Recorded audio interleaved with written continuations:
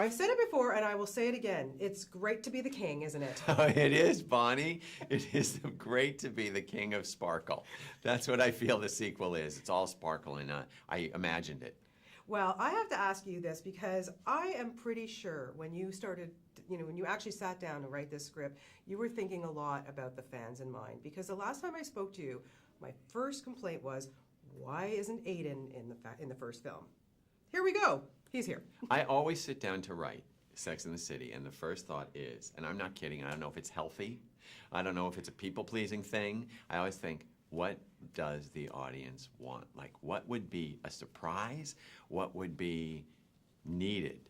And I sat down to write this, and it was in an economic downturn, and everybody was sort of pulling it all in, and everybody was a little bit unsure, and I thought, okay, my job is to go the other way, to blow it up, have fun. It's a movie. That's what the movies are for, to get away. Leave your problems for some hours and go have a good time. And the secret weapon in this movie is Aiden. And I knew that there is still a gigantic emotional attachment to Aiden.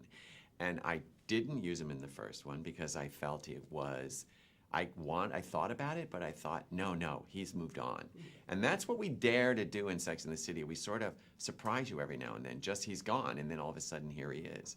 And the movie's really about Carrie's evolution from who she was to who she is to who she's going to be. And as I realized she's going to be looking at who she was and looking at her past, who's in her past but Aiden? And for the audience, it's either Aiden or Mr. Big. It's clear, right down the middle. Aiden, Mr. Big. So I thought, here he is again. And John Corbett is dreamy and fantastic to work with. Yeah, was it hard getting him back? I was a little nervous because I had to call him. And he said to me, I'd love to do it. I tell you, I was a little hurt I wasn't in the first one. I said I had a plan up my sleeve. Not that I was thinking there was going to be a sequel. I didn't. I just thought, can't use Aiden well. There's not enough room. Yeah, exactly. Now, what I also love, I mean, you're such a fantastic writer, and Thank you. there's so many great one-liners in this Thank movie. you.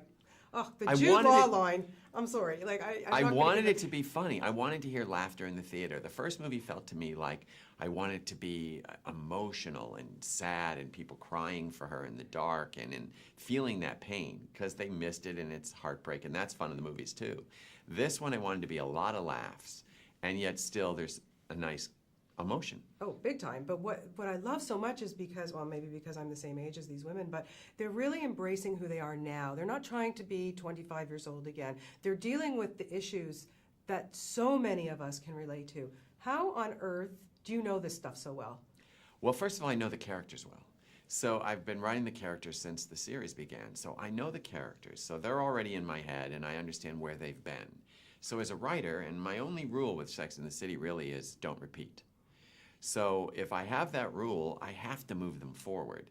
And then because I live in the world with women all around me, and because women express their feelings, and even when they don't express them, I feel their feelings, and I start looking around and I say, okay, all the Charlottes, what are they feeling? What do I see? What are my sisters like? What are my friends like?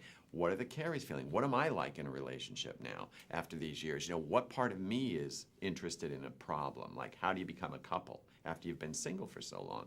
And then the menopause thing for Samantha, I just love the idea that the word society has come up with is you're going through the change. And Samantha don't want to change.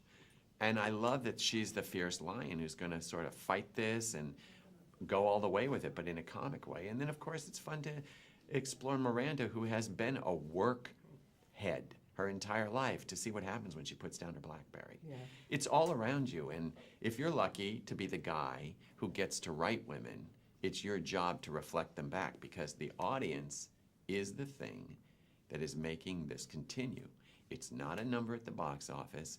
It's the audience wanting to relate and see their girlfriends again. Yeah, I would think at this point, with all 5 of you together, that you're finishing each other's sentences. That you know each other so well. It's almost like we're dolphins. We're like, I barely talk now. There's a look. We're in the middle of filming a scene in Abu Dhabi. I look over. I walk into Sarah Jessica and I go, and you, and she goes, got it. And I come out because we're too busy. Someone said to me, how long does it take you to rehearse a scene? I say 12 years.